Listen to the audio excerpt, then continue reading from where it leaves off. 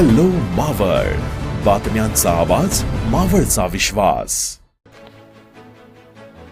पवन धरणग्रस्तांच्या पुनर्वसनातील गंभीर त्रुटी पुन्हा एकदा समोर आली असून गेव्हांडे पुनर्वसन वसाहतीत स्मशानभूमी नसल्याने एका वृद्ध महिलेचा मृतदेह रात्रभर घरात ठेवण्याची वेळ कुटुंबियांवर आली. गीताबाई चिंधू बोडके यांचं गुरुवारी निधन झाल्यानंतर अंत्यसंस्कारासाठी जागाच उपलब्ध नसल्याने ग्रामस्थांमध्ये तीव्र संताप उसळला. अखेर शुक्रवारी सकाळी ग्रामस्थांनी जोवन तिकोणा मार्गावर रास्ता रोको आंदोलन छेडलं. या घटनेने धरणग्रस्तांच्या पुनर्वसनाच्या दाव्यांवर गंभीर प्रश्नचिन्ह निर्माण झाले आहेत. धरणासाठी जमीन, घरे आणि उपजीविका गमावलेल्या धरणग्रस्तांना पुनर्वसनावेळी सर्व मूलभूत सुविधा देण्याचं आश्वासन देण्यात आलं होतं. मात्र अनेक वर्षांनंतरही स्मशानभूमीसारखी अत्यावश्यक सुविधा उपलब्ध नसल्याने मृत्यूनंतरही सन्मानाने अंत्यसंस्कार करता येत नसल्याची खंत ग्रामस्थांनी व्यक्त केली.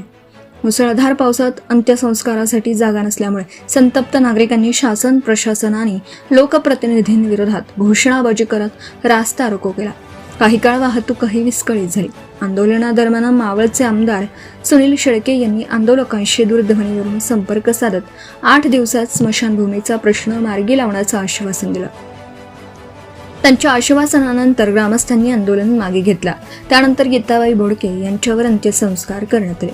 दरम्यान गेव्हांडे पुनर्वसन वसाहतीसाठी तातडीने स्मशानभूमीची जागा मंजूर करून आवश्यक सुविधा उपलब्ध करून द्याव्यात, अन्यथा यापेक्षा तीव्र आंदोलन उभारण्यात येईल असा इशारा धरणग्रस्तांनी दिला.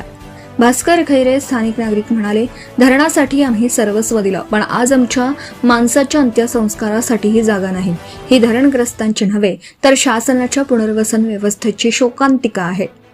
आता तरी शासन आणि लोकप्रतिनिधींनी जागे होऊन हा प्रश्न तातडीने सोडवावा. नारायण बोडके, अध्यक्ष, धरणग्रस्त संयुक्त समिती यांनी सांगितले.